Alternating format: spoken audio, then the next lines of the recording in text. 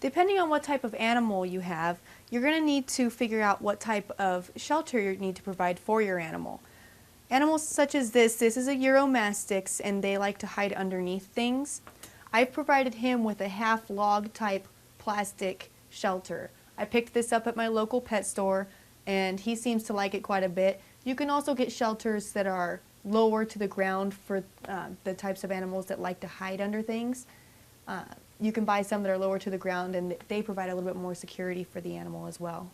This shelter here, I've provided this one for my ball python. He's still a bit small, so this shelter is a little big for him, but it's going to be convenient later on when he grows into it. It's still going to provide him with enough space to curl up completely.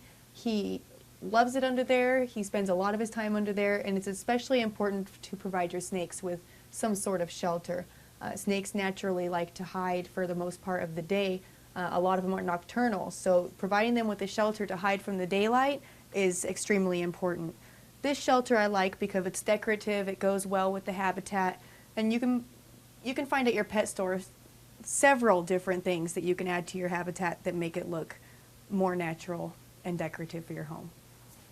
In this tank I have my breeding pair of ball pythons.